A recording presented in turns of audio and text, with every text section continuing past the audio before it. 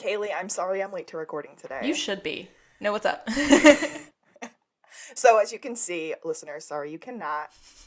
I washed my hair before our show today. And I thought, I've got plenty of time. It's going to be great. But as Kaylee has said before, I have a magic head. And when I say magic head, I mean I have this stupid, crazy white girl curly hair. For me to wash my hair is so many stupid steps. So I'm going to run it by you really quickly. Kaylee, if you would, tell me how many steps or how many of these steps you follow as well. Okay. Alright, ready? Step 1, shampoo. Cool. Step 2, clarifying. Clarifying stuff, gel, whatever. Okay, step 3, conditioner. No, conditioner? Good for you, girl. I don't like the feeling of conditioner running down my back, so if I ever use a conditioner, it's just a leave-in. There you go. Okay, well, step 4 is deep condition. Step 5 is leave-in. Step 6, okay, Kaylee said maybe to leave-in. Step 6 is spiraling gel. Okay, that's a no. Step 7 is combing my hair. Yeah. Kaylee combs her hair. Okay, step 8, you comb your hair. That's funny, because this is the only time in my life when I comb my hair. Step 8 is more gel. Step 9 is volumizing foam, and then more leave-in conditioner. And so, it's a process. And I thought I had enough time. Not to get, because I don't know hair science, but from what I think I've gathered, is curly hair is more porous, and so it needs a lot more conditioning. And okay, so my hair, you guys, is the opposite of that. And if I put in my maybe leave-in, it has to be the lightest as a feather, practically water, or else my hair will go flat. Oh, gosh.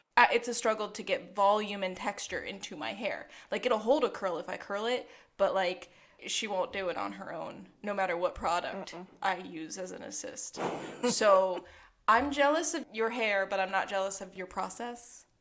Well, so it's worth pointing out that I was kind of sick last week, so I haven't washed my hair for at least 9 days, but possibly 15 days. And that is not to say she has not bathed. Don't be gross. She doesn't have to wash her hair that often. It's not good for her hair to wash it more often. Yeah. So although I have to go through this entire 25-minute process just to do my hair, at the end of the day it lasts a really long time. And I don't have to do it every day because I sleep in a bonnet at night and then I wake up the next morning and I'm like, oh, ready to go. Let's go. Life is good. Can I just throw out there, I know that you're a white girl, but I'm not sure that every white girl has the curly hair that you have. Like, I really don't know that everybody goes through that. And I really don't know that your cousin Amanda goes through that on a regular basis. No, I don't think she does. They're very different curls. Yeah. Well, we have a different curl pattern. But I also think she conditions and washes a lot more than I do. And I put this force on my hair so that I don't have to do that. Like, I condition it really, really heavily once, but only once every 9 to 15 And can I say, I have never seen your hair look dirty. It doesn't get greasy. If I go more than 2 or 3 days without washing my hair, I'm a oil slick. Yeah, no. Yeah. It doesn't get greasy. It goes straight from, good to dreads and nothing in between. I bet mine would dread, but in I'm a dirty surfer boy way. And not in any kind of a... Yeah. So, this has been your Hair Care Corner. Sorry again. Sorry, I'm late. I apologize. It's all good. I mean, it's worth it for that magic head. Yeah, that's the goal. Shall we start this show? Let's do it. Showtime.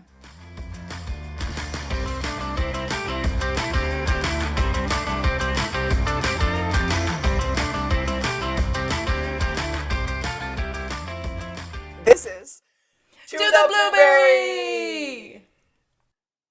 We are your hosts. I am Alexis. I am a real-life Gus. And I'm Kaylee. And I'm the real-life Sean. We are a best friend, all-American duo. Not yet. Seasons, something later. Who really loves the show Psych. And we decided to start a rewatch podcast so that we could spend time together every week. And so that's what we're doing. So this week we are rewatching Episode 13, Game, Set, Murder? Murder with like 3 U's. Murder. And a question mark. Yes. Oh, it is. It's game set. Murder? Because, spoiler alert, it's not a murder. No, it's not. Well, that's exciting because nobody had to die. Oh, that's true. No one did die. Nobody died. I mean, there's a body, and then there's a pretend body, but there's no actual dead body. So, we'll get into it. That's good. Game set, kind of murder. Flashback, 1985. I saw that this time. We have Little Sean number 3 and Little Gus number 2. Battleship. Yes. And they are playing, and Sean is just hitting it every time. And Gus is missing every time. You hear move Sean. And then we cut to Henry, who's walking around the house. You just hear... and he runs over and pulls the boys apart because they're in a rumble. He talked about how he has a partner and he has to trust his partner, and then that's the same as in a friendship. You have to trust one another. And so he ends up bringing up the fight and saying, well, what is this all about? And Gus said, Sean is cheating. Friends don't accuse each other of cheating. Partners should be able to trust each other. Friends should be able to trust each other. Like, this is all around toxic. And I'm really happy with this lesson this week from Henry. Henry goes over to the battleship board, and lo and behold, Sean didn't even put any of his ships on the board. So he was cheating in a big fat way. Okay, before we move on, I need to ask a question. Mm-hmm. I get that if Sean doesn't have any battleships on his board, then Gus will never hit them. But early on in the episode, we're at like minute 2 at this point. Earlier on, Gus said, he's hitting my ship every time. Can I say, I've been accused of cheating at Battleship almost every time I play Battleship because I have radar in my brain. I've never seen the other person's board, but I get direct hits so often. And I demolished my cousin and her boyfriend almost single-handedly. So. Okay, well then, now we've explained it. Apparently, Kaylee has the same gifts as Sean, which is why she's the real-life Sean. We have Battleship radar, you guys. Henry realizes that Sean is cheating and decides that the punishment will be that for the next 2 months, Sean has to play with one less battleship. That's not fair. Henry goes, now you know what it feels like. He's like, exactly, kid, exactly. We cut to current-ish time, present day, if you will. And we're at the SBPD. And Sean and Juliet are talking. Well, it's really just Juliet going, look, I'm sorry you're lonely because Gus is out of town. I can't just hand you a case, Sean. Deal with it. But maybe there's a way for us to be less lonely. Wait, I'm getting something. Baby oil. Which I had like a visceral reaction to because my back is hurting me so bad right now. Like, yes. Oh, baby oil. I'm happy that's where you went with baby oil because that's not where I went. Massages can be sensual, but I want a massage is what I'm saying. That's fair. That's fair. We end up cutting over to Chief Vic, who's talking to this older gentleman in a tracksuit, who we later find out is this missing woman's dad, which is what we're about to find out. Yeah, he's handing over pictures to Chief Vic, and he's like, well, this is really recent. This one's from about a year ago. She's like, thank you so much. What's his last name? Mr. Yeah, I did not catch that either. So she's like... well, her name is Deanna Curtis. Okay, thank you, Mr. Curtis. So, we'll let you know as soon as we have anything. I thought her name was Deanna. So... There's a pop... I think it's Deanna, There's too. a pop culture reference. There's a pop culture reference. Yeah, but her name is Deanna, and then we butcher her name late in the episode for comedic purposes. Chief Vic is just thankful and walks into her office, and Lassie's following her. And Lassiter's like, I want this case. You have a full case. I have the bandwidth. No, I can do it. I've already done the back research. I've already pulled the previous files. If this interferes with your current caseload one little bit, I'm taking your ass off it. Well, I mean, I'm paraphrasing, but Chief is not about him choosing his own stuff. Go Chief, Vic. Sean just kind of bursts into the door, and he's got this beautiful purple scarf around his head, keeping him blindfolded. Dazzling strength. He's having a he's having a full-on psychic freak out, and he's telling them that losing that sense is making his psychic senses better. And Juliet just goes, "Is that my scarf?" We never really get an answer. No. Sean just starts saying weird things. He goes, "Service, return service, net, fishnet? I love somebody." And then he puts his hand on Lassie's head. And for anybody out there who doesn't know tennis terms, because Guster played tennis and Alexis played tennis. More Alexis real life Gus. I was not a great tennis player, but I know that love means 0. So you don't, like, when you're calling score, you don't use the word 0, you say love. So if you had scored, the score would be like love 15, as in 0 for me and 15 for you. So also scoring in tennis is all jacked up. Why we don't just use 1, 2, 3s as the on. Also, you have to be silent as a grave, and I don't like attending sports where I cannot scream for my friends. It was very offensive to me. There's none of that. You can't cheer. You can't clap. I mean, you can clap sometimes, but it's worse than golf, only y'all. on, like, it's worse than golf. Special occasions. Yeah, it's hard to watch tennis. I will 100% agree to that. But my mother did it. I don't know how Libby did The it. entire time. I know. Because she's loud. But,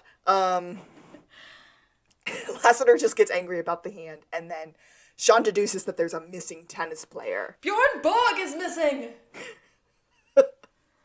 No. Who's missing? Wait, can I say, what does he say when he puts his hand on Lassie's head? Because I didn't catch it both times. I was like... Oh, he goes, "I love somebody." No, and then he goes, "And now I'm getting something," and I couldn't... Oh, I watched that part 3 times. I still can't tell you what it said. Okay, it's not just me. I thought it was something about gravy. Grecian, maybe? I have no idea. But anyway, so he's making a reference to a famous tennis player, Bjorn Borg, who's Swedish, who had a famous rivalry with McEnroe, and they did the 2007 movie starring Shia LaBeouf as McEnroe. Oh. Yeah, but I mean, Bjorn Borg's a babe, as far as a blonde can be a babe, in my opinion. So... Chief Vic just straight up hires Sean at that point. She's like, "We can work as a team. The more the merrier. This is a good idea." But they're supposed to work different angles. Because... You mean we can work together? Together, but separate, says Lassiter. So lines are being drawn. Go at it your psychic way. I'm going at it the police way. Don't get in my way, essentially. The missing girl's name is Deanna Surtis, and her father's name is Leonard. I did write those things I did down. not catch that. Not once. Basically, we find out that Deanna missed a flight to Tokyo, and no one has seen her since she was at tennis practice the other morning before she missed the flight, and that was the time she was last seen. And Sean kind of looks at the files and pretends to be sneaky and said, "Has anyone questioned her stalker?" Yes, that's one avenue we are exploring. Apparently, her stalker, Felix Alvarez, broke into her house a few months ago. And John goes, "Okay, let's go. Should we synchronize our watches?" You're not wearing a watch. You're right. Chief, I'd like to put in a requisite for a new watch. Lassie, can you sign for that? And they're just so, like, absurd about it. But this is our first time/watch reference. Oh, okay. Yeah. It follows through. It does. And it's such a silly reference to follow through, but it 100% does. Also, we get a tan line flashback, so that makes me joyful. Oh my goodness. Door jam Lassie, thank you. Oh. Doesn't he, like, side check Sean, though? He's like, ow. Juliet is leaving. Lassiter and Sean follow, and they kind of hit one another in the middle of the door. And Sean steps back and kind of lets Lassie go. Then Sean just cuts right in front of him, and Lassiter turned around and looked at Chief Vic and said, "Thank you," in, like, the most sarcastic Irish voice you've ever heard in your life. And then credits. Gus is at a pharmaceutical retreat. Yeah, so they're at a camp and they're doing trust exercises and everyone's screaming, Gus, Gus, Gus, Gus. Gus ends up falling off of this, like, Boulder? I don't know, maybe 8 Yeah. foot rock or something, and his team members catch him in a sheet. Then his phone rings and he walks away. Sean is at the psych office, and that's what them talking on the phone. Mm-hmm. And Sean is playing with a toy. Of course, which is not a pineapple. No, it should have been a pineapple. Is it like some kind of alligator or something? I couldn't really tell. I was somewhere around alien alligator. I'm not 100% sure. Right, and Sean's like, oh, are you coming home soon? Don't you get the weekends off? He's like, it's a weekend retreat, Sean. This is what it is. He's like, but I've got this client. Do you know this girl, Deanna Curtis? Gus knows all about it, of course. He's like, local lady in the know. Yeah, she's a local tennis player, pretty well known, rated in the low 100s. And Sean goes, 147. And she's missing tennis player. So he's kind of filling him in. I used 147 as a abbreviation for Deanna throughout the rest of my notes. Oh, nice. And I hate to call this woman a number because she's more than a number, but yeah, that's what happened. But you're right. Gus is against this. Gus has to stay at the retreat because one of his coworkers is retiring. Reingold? And he wants...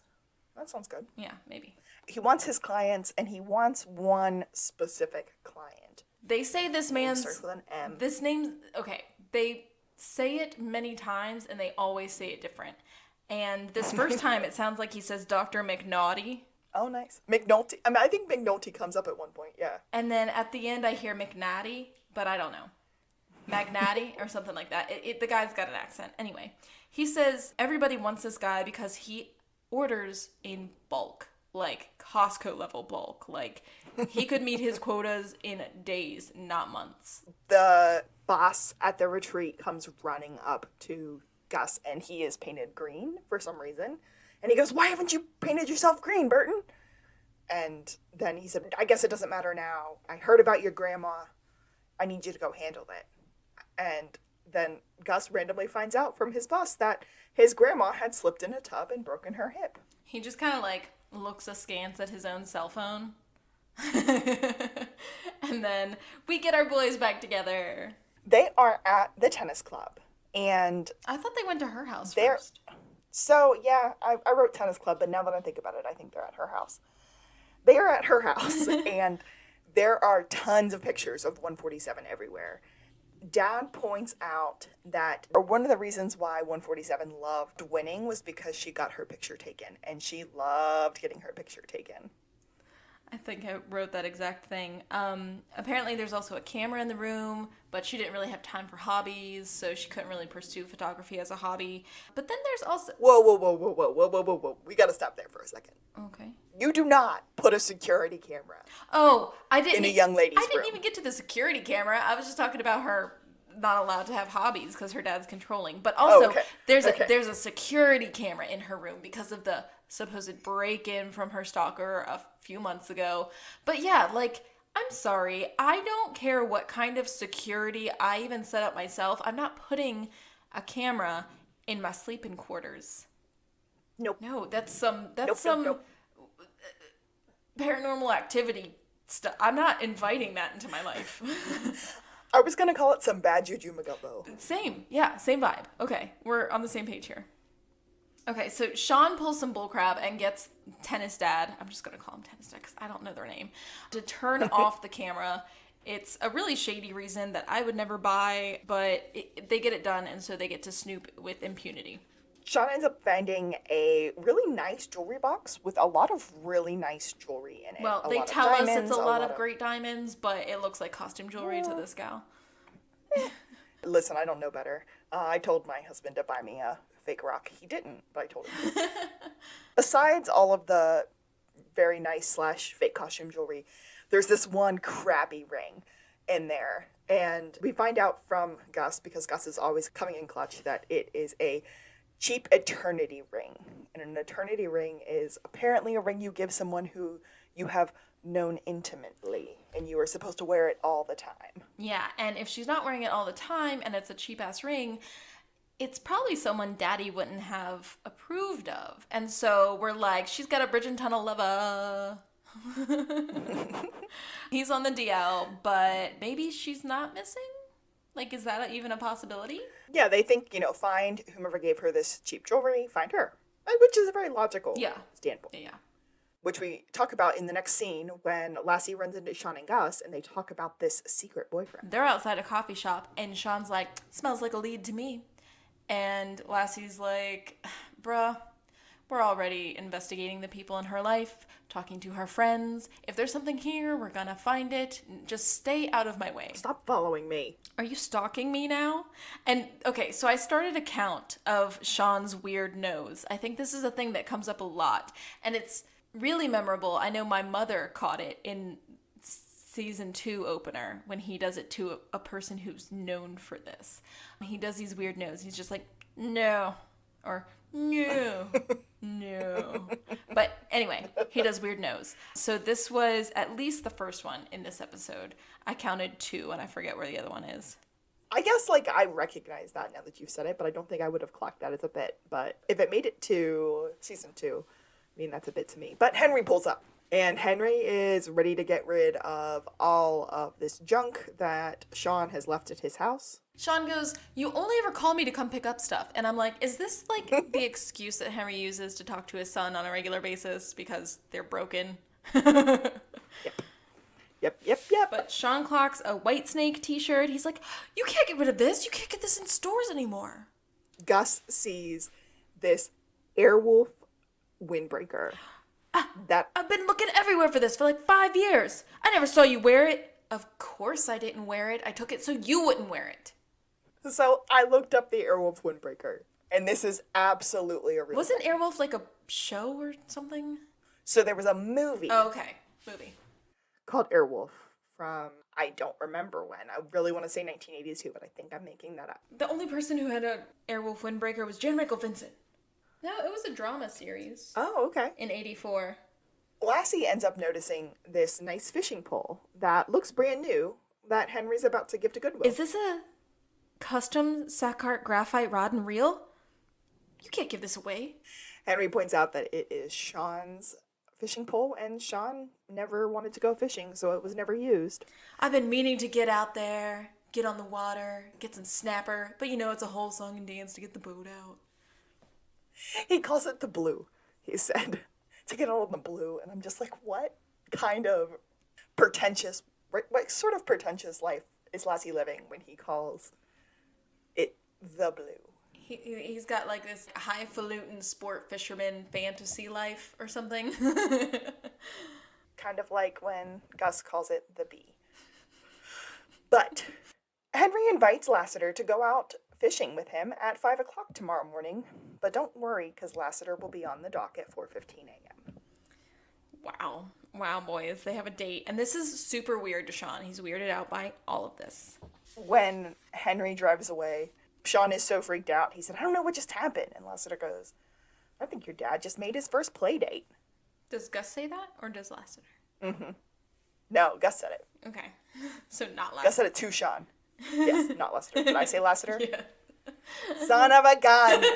Okay. But in the next scene, they're going to the courts where she was last seen at practice, and they're going to talk to the girl that was practicing there at the same time, because this was the last place she was seen before she went missing. And I just wrote, little tennis girl, rawr. She's hyper-focused, hyper-ambitious. She's in the zone. She's practicing by herself, and they're like, doesn't it work better if you've got someone returning that for you? The girl is like, okay, do you play? And Sean introduces Gus as Vernest Lambert Watkins. Oh, I thought it was Ernest. Who's a junior champ. So I'm going to say it was Vernest because I've been watching it with the closed caption. Oh, that's smart. So that I can write down the names appropriately. Vernest? That's hilarious to me. Yes. But apparently he was a junior champ of some junior league or something or other. Would you call you guys the little fuzzy people? It was the Yellow Hornets.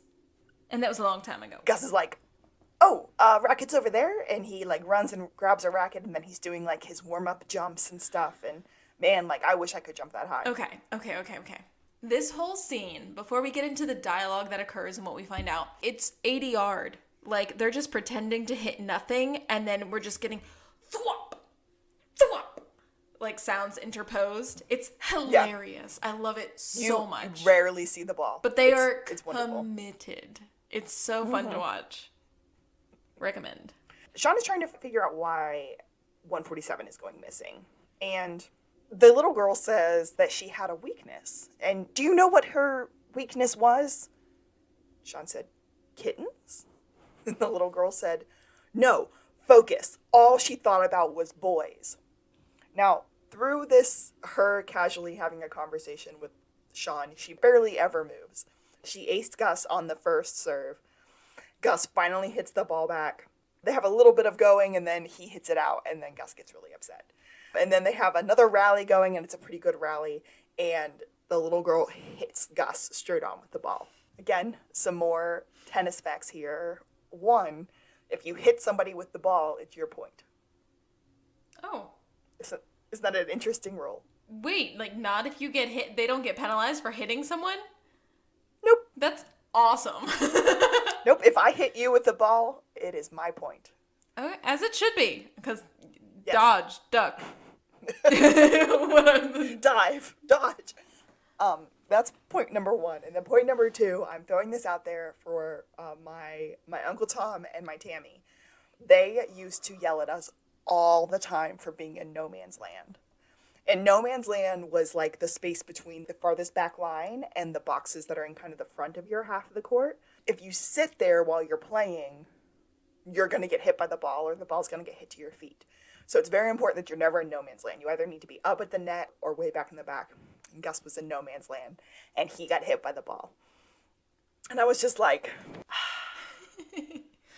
Tennis facts with Guster. Apparently, the little girl told Sean that 147 had started hanging out with Doug Lenmar? Yeah, I didn't catch that name. We'd never meet such a person ever. I guess Doug Lenmar was on his way to Tokyo because he is a very popular men's tennis player.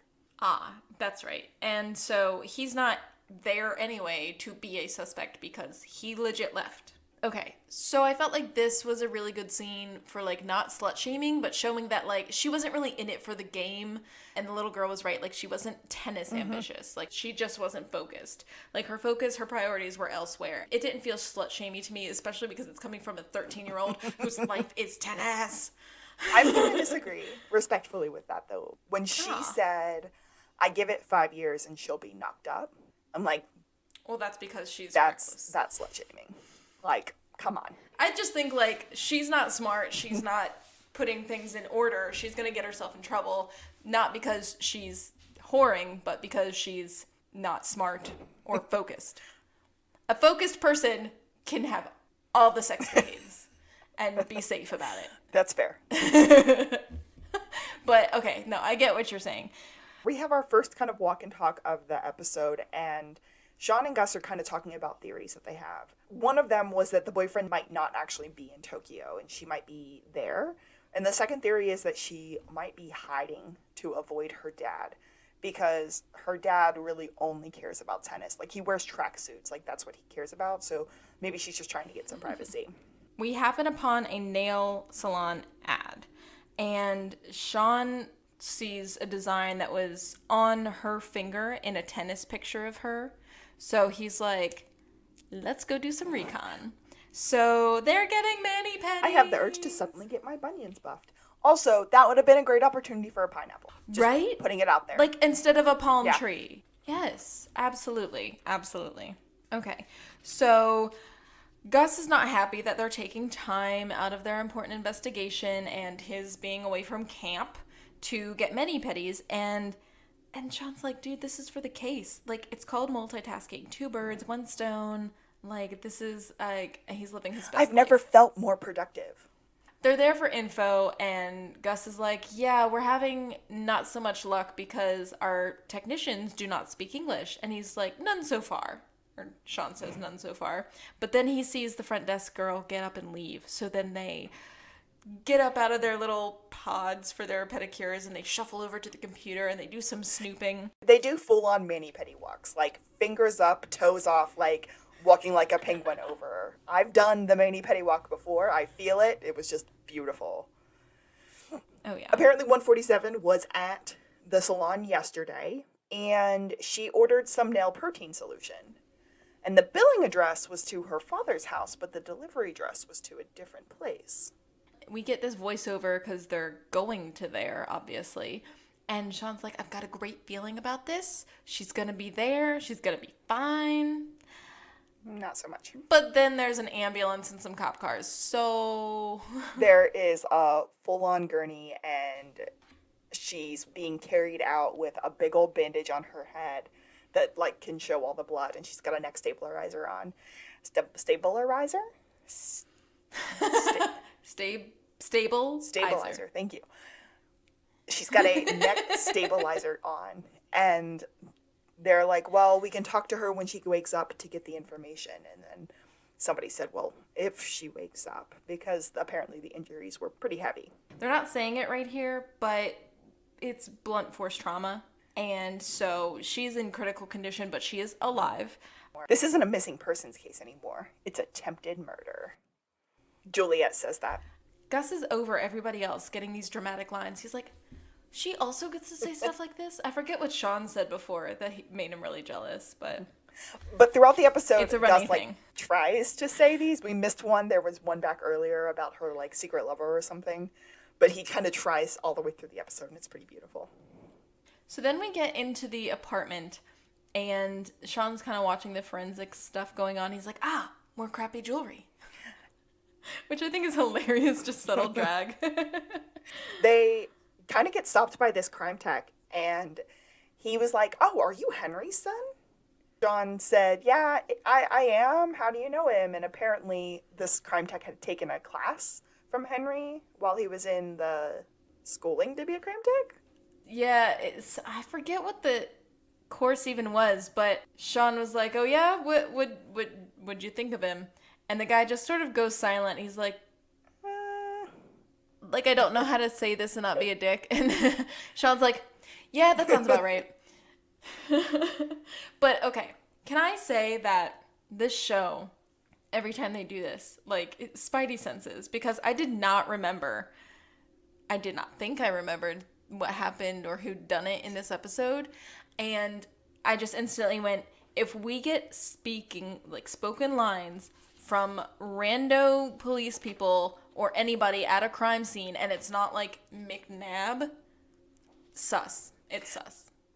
Lassiter and Juliet are in the apartment already, and they kind of just look at Sean and Gus and tell them to leave. And then Lassie said, no, you stay here and see what a real detective looks like. And oh, when are they getting here? Sweet, just let me know when they arrive. 147 shared this place with another player, and her name was not on the lease because the other player rented it. And we're getting all this exposition from Juliet because she's so helpful. They found it, SBPD found it, because they talked to one of 147's close friends, and apparently they met often at this Indian restaurant that was across the street from the apartment. And they show us a picture that's supposed to be of you out of a window. Which is just the picture that they use later. I just want to point that out. It really is. It's a picture from above and across the street of a restaurant. They literally, the show pretends we're looking out a window, but we're just looking at a picture. It cracks me up so hard. Lassiter is looking at this calendar, notebook, planner thingy and calls Juliet over to talk to him. But Gus sees more pictures of 147 because 147 loved getting her picture taken. And he realizes that this kind of wall of pictures of her had all been taken in that apartment.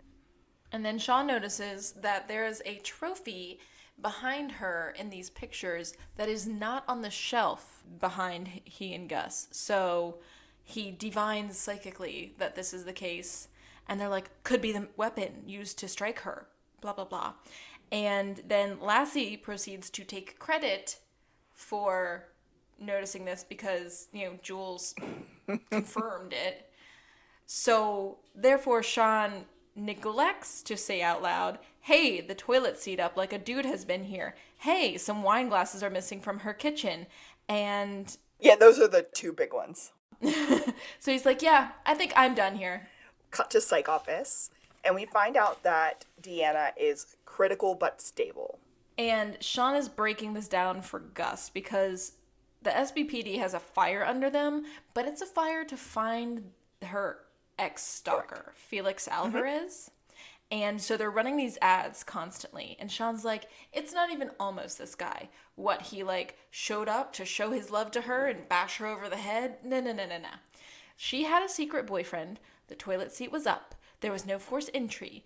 And there were no fingerprints anywhere. Yeah. And the wine glasses were missing. Yes. So it points to someone covering their tracks well and someone that she knew and would have let in. And so he's like, sounds like a boyfriend, and it sounds like, because we know that she was interested in boys as a general statement, we could have more than one suspect, so them settling on Felix is just silly goose talk. Gus, on the other hand, is like, no, case closed. I want to go back to my pharmaceutical retreat. And Sean's like, no, we need to keep looking for other suspects. There has to be someone else out there. Okay, but Gus leaves. And then Sean's at SBPD, and he's airing his grievances, essentially, to them. And Chief says, you haven't brought me enough. Like, I can't stop laser focusing on our only true suspect lead because you've brought me nothing substantial. Sean ended up saying, I can project Tommy Lee Jones from The Fugitive if you would like. How do I notice these references and never write them down? You're a genius. He keeps going and he said, I want a hard target search for every outhouse, hen house, cat house, waffle house, house MD, house of long shadows, as Lassie is just taking him out of the office. I watched The Fugitive not that long ago. It's very, very fun. And the whole time I was like, wait, where's Harrison Ford? Or wait, no. So there's the one with Harrison Ford and Tommy Lee Jones, and then there's the one with Wesley Snipes and Tommy Lee Jones, and one is The Fugitive, and one is U.S. Marshals, and I can never remember which is which. I really have no idea. My toxic trait is I never know.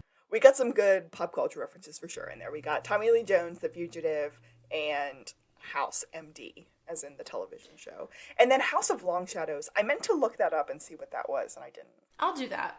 The random crime tech guy who had been talking to Sean earlier in the episode gives Lassiter the crime scene photos, and Lassiter takes a moment to point out that it had taken too long for him to get these photos. And that's just something to think about. Okay, House of Long Shadows is a 1983 film starring Vincent Price and Christopher Lee and Peter Cushing. Like, it is a creepy man movie just, like, across the board. Henry comes into SBPD and he ends up giving Lassiter a fishing hat.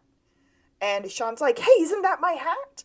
And they just don't care and they're excited to go fishing together.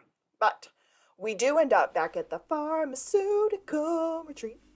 And Gus is doing this weird trust lean thing that I've never seen before.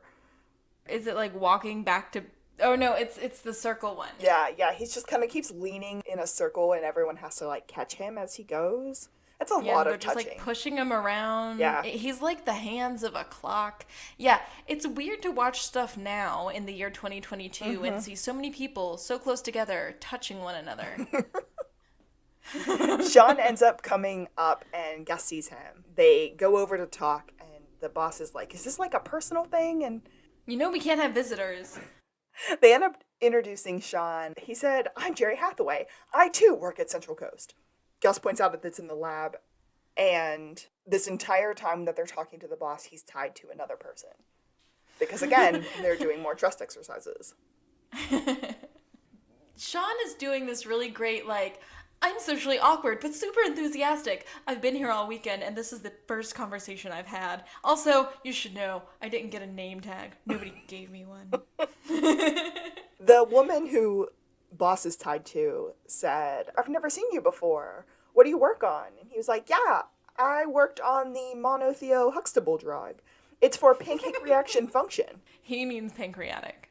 Thanks, Gus, but no, actually I do mean pancreatic. It was a great drug, but it caused headaches, stomach aches, toothaches, weight loss, weight gain, balding, and in very rare cases, it made you pee fire. He's like, so much to my chagrin, they shelved the project. Sean talks about how much he admires Gus and how he really wants to work with him on these trust exercises. They end up having kind of this sidebar conversation, and Sean shares with Gus that 147 is showing signs of improvement, but he's really worried because what if the attacker comes back? Right, like Gus is like, if she wakes up and gets better, she can ID. Boom, solved. And Sean is like, you don't think if the person hears that she's doing better, they're not going to try again to silence her? Gus ends up cutting off Sean kind of halfway through that conversation and says, in a very dramatic voice, he'll find her and finish her off. Bum, bum, yeah, it's just not landing. He just keeps trying to be dramatic and get these like one lines, and it's not working. And Sean's just like, I'm sorry, man, it's not it either. The general manager comes up and, oh my gosh, Grandma broke another hip. It was the other side this time. It was her MCL. It was during her line dancing class. What is a woman with a broken hip doing at a line dancing class? Attending? She wasn't attending. She was teaching it. So Gus gets permission to run back off for his grandma.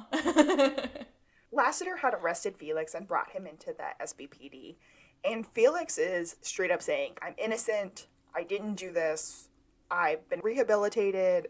It wasn't me. His abuelita is following him the whole time. I mean, I'm assuming it's not his mom, but she's like, he's a good boy. You leave him alone. It's so sweet. Sean just kind of screams, stop! And then has a kind of psychic freak out moment, and he starts reading Felix's guilt through his hand.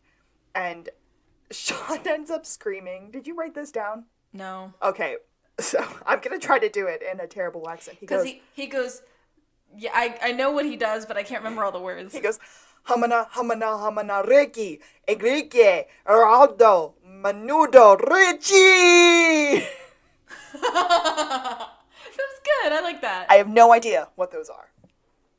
Menudo is both a soup and the band that Ricky Martin was in as a child. Right, and we did say Ricky earlier. Yeah, Ricky Martin was the thing by now. But also, Ricky! Right, from I Love Lucy. All of these are possibilities. I don't know what any of them were.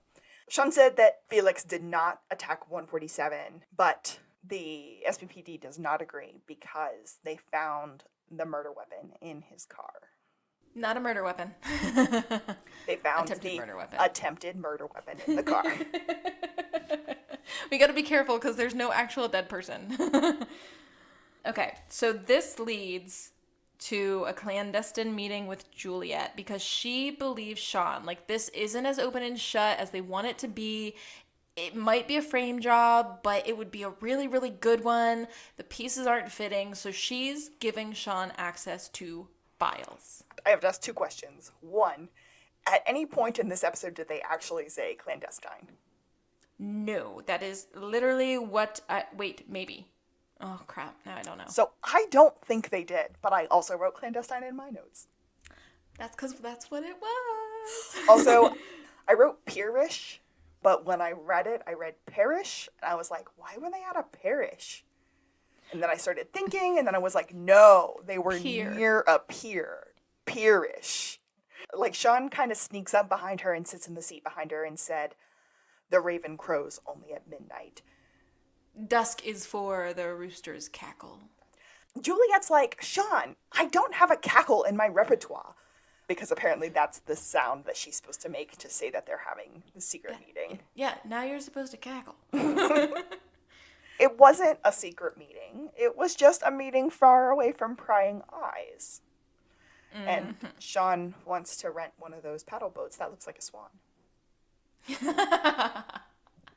Always. But she's giving him files and she's giving him photos and she's like, maybe this will, I don't know, spark your psychic gift. And he does actually like alight on some noticeable traits about the crime scene photos from the original break-in that Felix did commit and the mess he made, and then photos from the crime scene of the attack of Deanna. Juliet also points out that Felix has gone and gotten help and everyone feels like he's been rehabilitated, but also that he is getting dialysis, which is making him very, very tired. And she does not believe that it's possible for him to attack her if he was really feeling that tired. But she shares that they are so certain that it was Felix Alvarez that they have taken the guard off of 147's hospital room. Meaning she's a sitting duck if they're wrong. Oh my gosh. A woman comes up and Sean and Juliet decide that they must have a walk and talk meeting, so they start walking.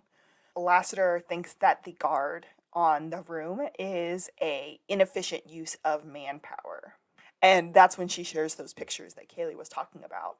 The pictures absolutely suggest that it was different people because of the styles of the two different break-ins. But Sean psychically gets vibes that these are committed by two different people. Juliet completely agrees, but does it on the super sly when Sean said, "So we think Felix has been framed." And Juliet's like, Silently taps nose. yes, it was a total agreement that no one saw. Okay.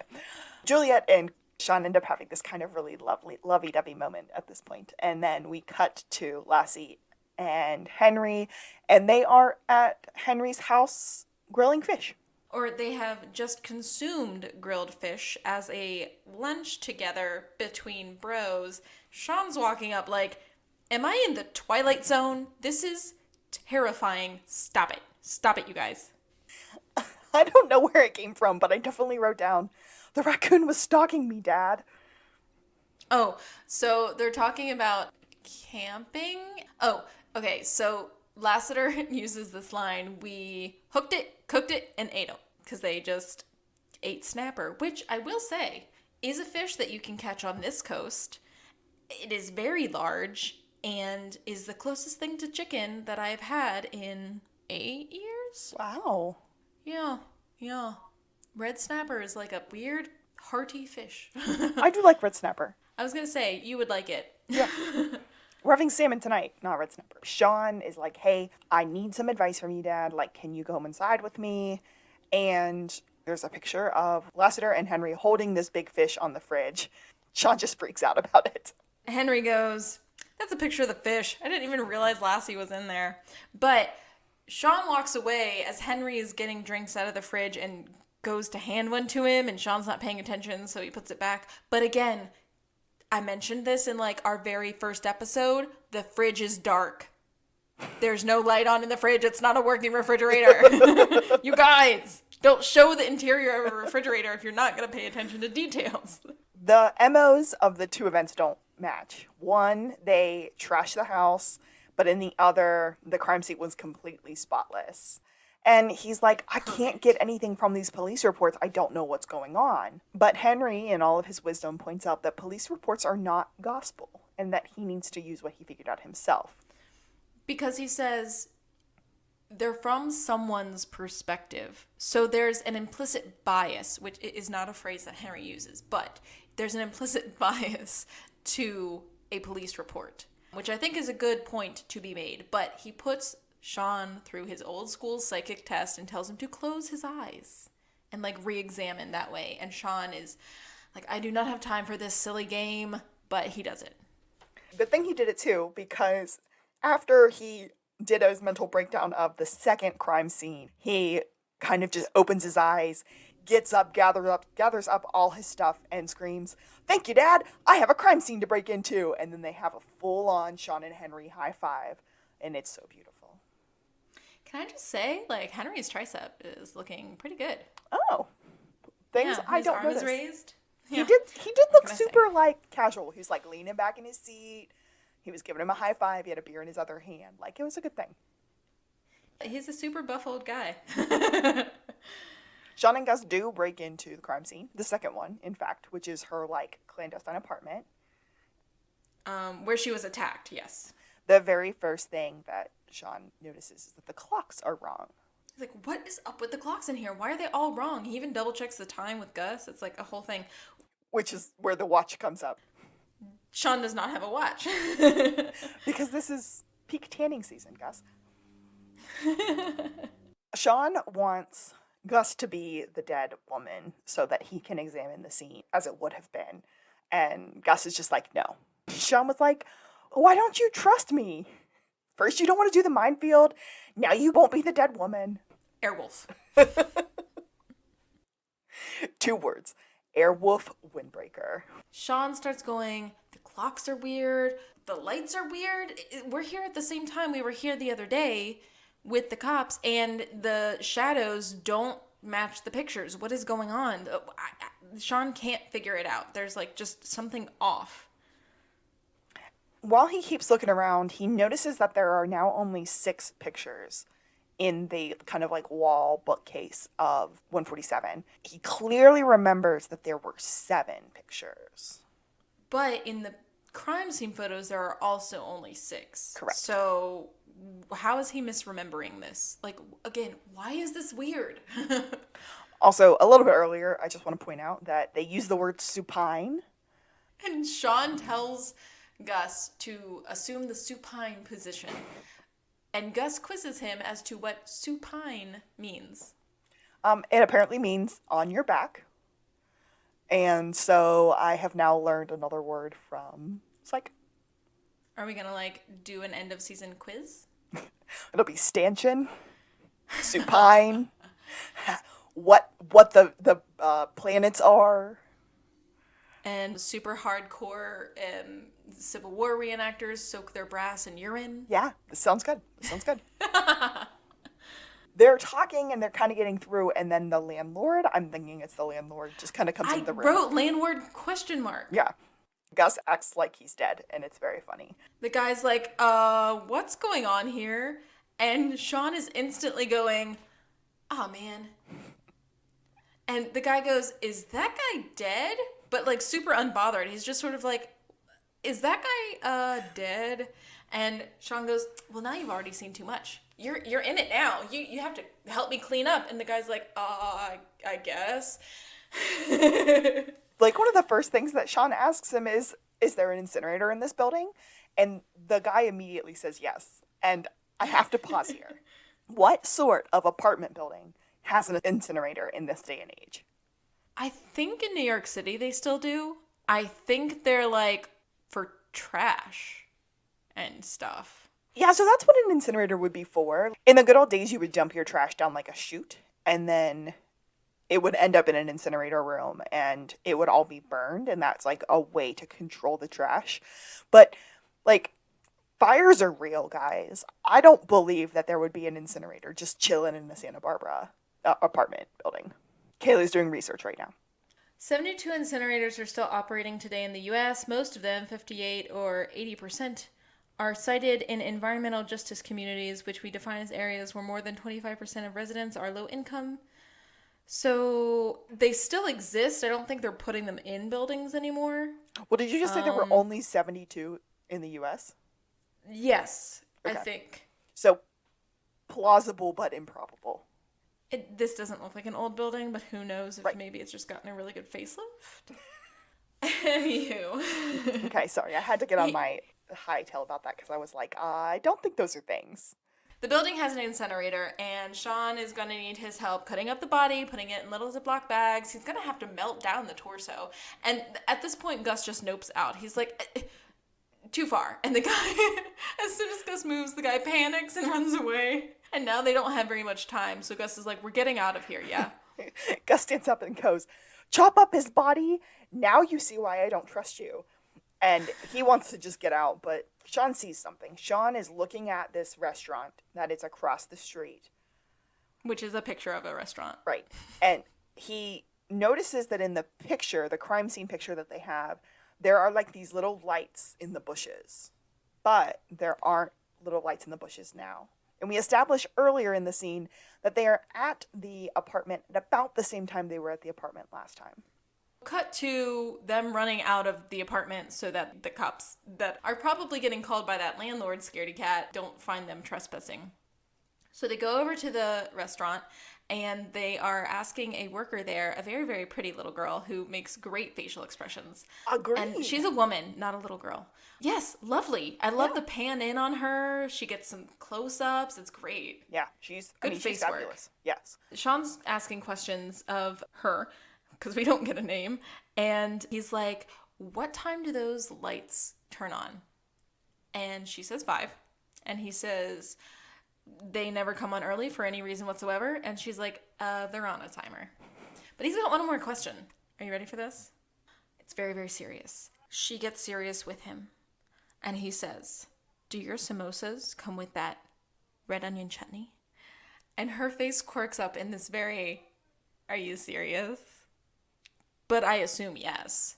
I mean, samosas need the red onion chutney. Also, I would kill for some Indian food right now.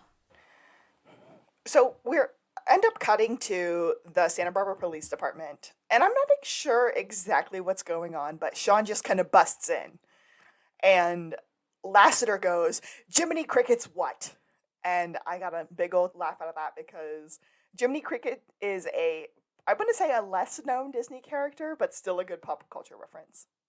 Yeah, very old Disney character.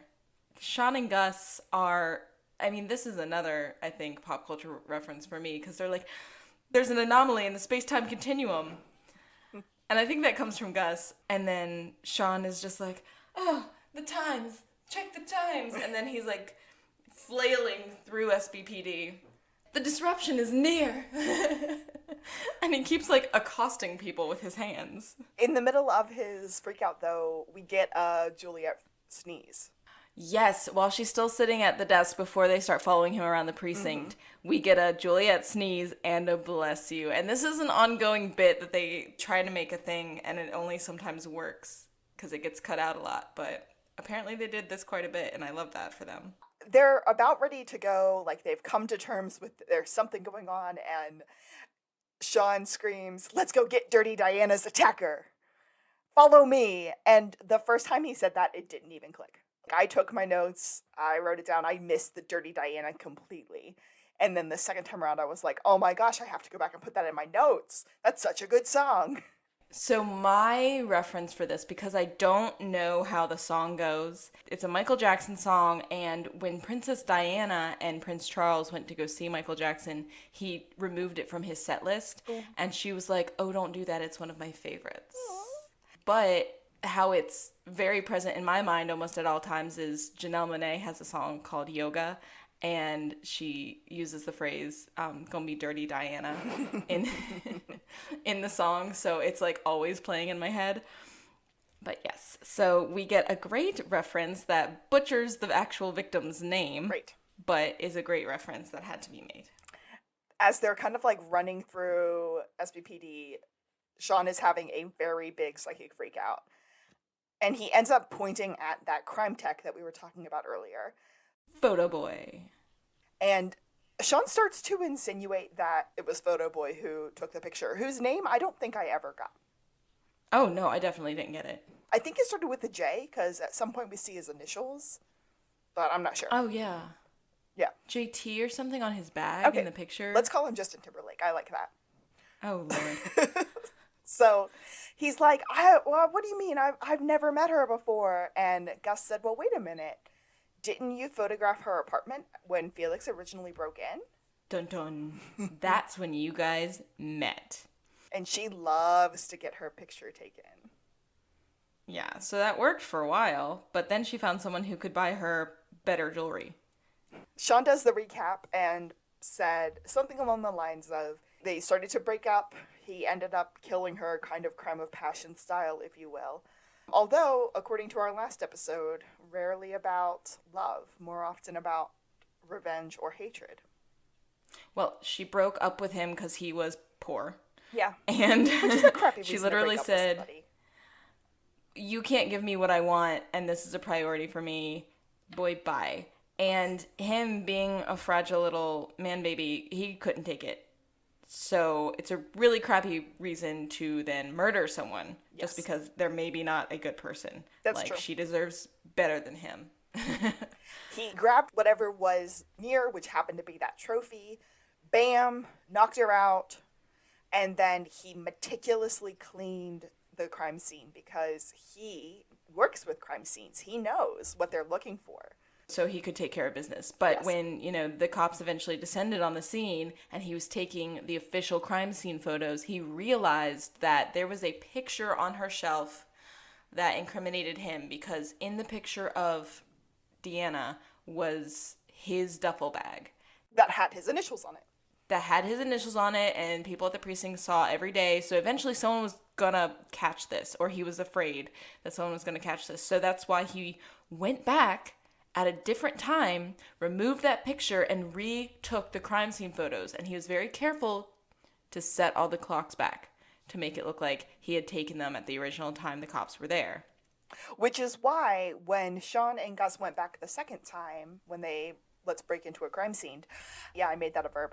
They noticed that the shadows were off from the time that it was versus the shadows in the picture, which said what time it was. Mm-hmm. But what we find out is that Justin Timberlake, can I use his name? Is this a copyright? No, I'm probably fine. What we found out was that JT forgot to turn the clocks back to the regular time. And so, you big, dumb, attempted murder.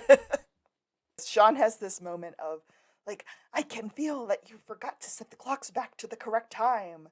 Go to the crime scene, you'll see it. And then Sean goes, Gus! And then, like, fake faints, and it's very funny. Remind me, does JT attempt to flee before he's caught, or is he just caught? I think he's just caught, because that's when Chief comes in, and Chief's like, take him into custody until we figure this whole thing out. Mm-hmm.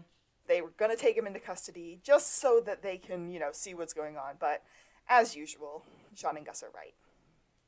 Guaranteed arrest. Good throwback. Gus, as everyone is walking out, finally gets his dramatic moment. And he goes, the prophecy is fulfilled. And then Sean just kind of rolls with it. But then he's like, what? And Gus is like, I just felt like it was finally my turn to say something, like, that landed. But then we're back at Henry's. Yes. I think Sean is there, and they're talking, and then Lassie... Well, Henry's asleep, and Sean wakes him up in the most on loving his porch. Way. Yes, on his porch, like he's drunk. But he's not, apparently. But Sean wakes him up in this very loving son way by screaming, fire! And Henry loses his mind. And he said that he'd barely slept at all last night because his back's all messed up. Blah, blah, blah. And then that's when they start talking.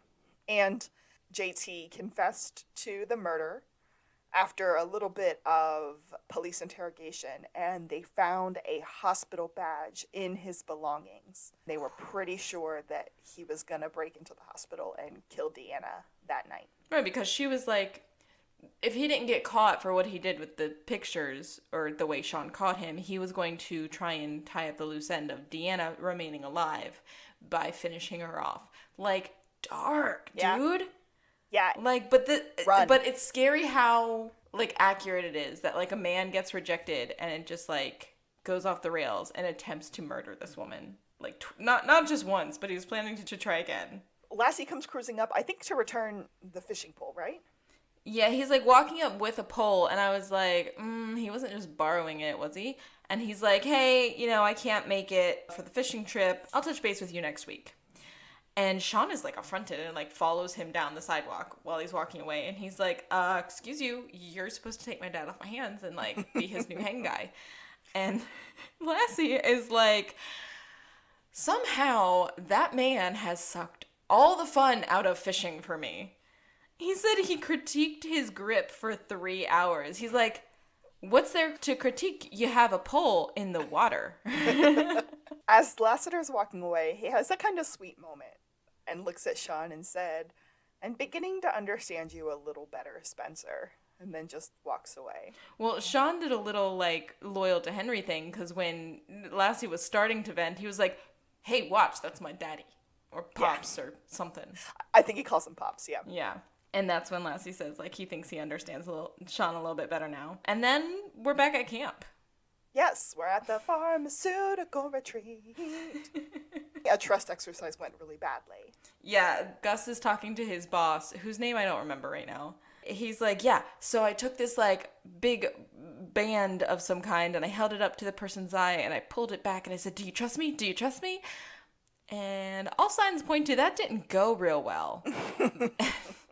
This guy, he's gotten to the point where he's like, Gus, you spent almost no time here, even though it would be hurtful to your career. You left to go take care of an ailing relative. And you know what that tells me? You really care about people. Ooh. Gus kind of gets all like, oh, thank you. And then Sean steps in and does a very, very Sean thing. And said something like, Gus would never say it, but I know he wish he had a little bit more time to spend with his grandma. Mm. And that is how Gus ends up getting the whale client. Well, I think the boss man was already leaning towards this, and he just hadn't gotten to it yet.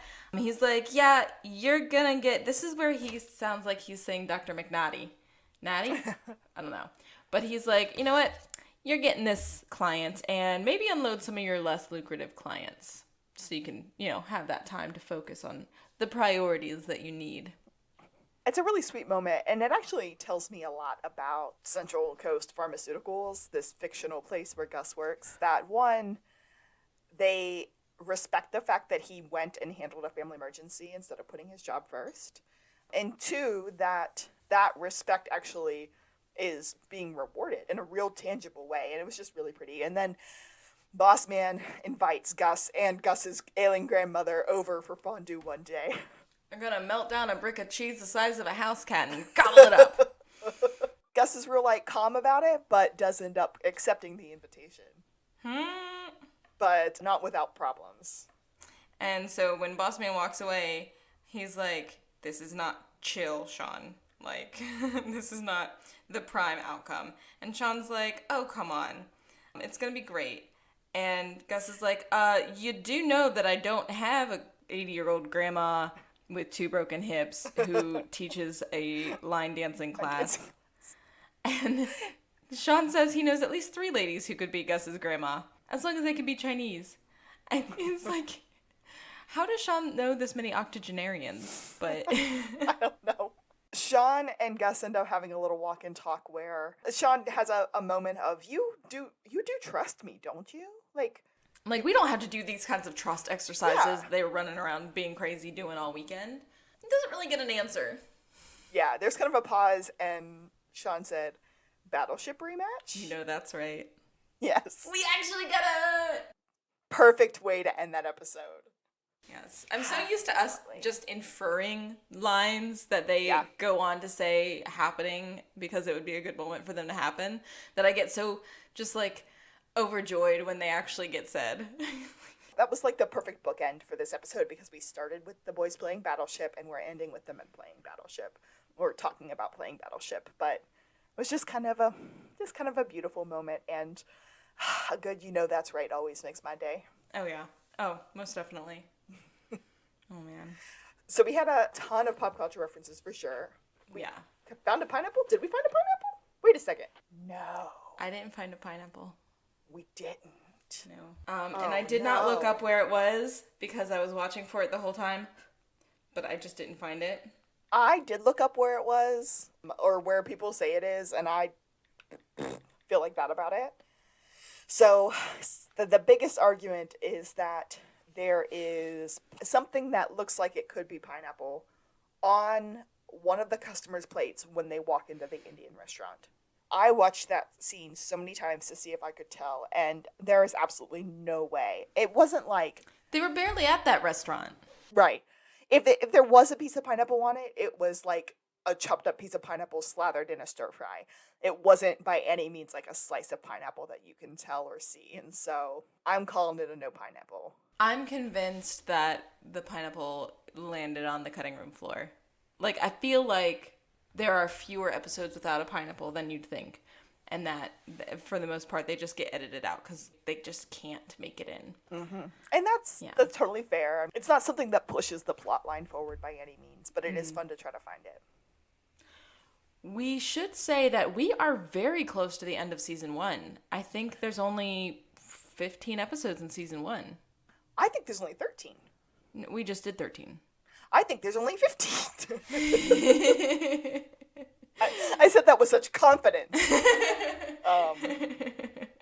But yeah, I do. It's a very short first season. Now, the seasons definitely get longer as we go on. Mm-hmm. And then they get short at the end. Yeah. Hashtag life. So, friends, Kaylee and I just had a quick discussion that we cut out of the episode, but we did decide that we're going to take a little break in between season 1 and season 2 so that we can prepare for season 2. So do not be alarmed if there is a week or 2 in there that you don't get an episode. It's not that we're not coming back. I promise you we are. We're just preparing for season 2 to be really awesome. This has been... Oh, no. To the blueberry! I was going to say, we do that after the quotes. Ugh, or else we do it twice. I was totally in for it, though. Yeah. Wow. Okay. Well, I have been Kaylee and Grody to the max. Grody with a spoon. Come on, work with me. I don't know what the kids say these days. And I'm Alexis. One more thing. Roosters don't cackle. They cock-a-doodle-doo. And this has been To the Blueberry! Psych out.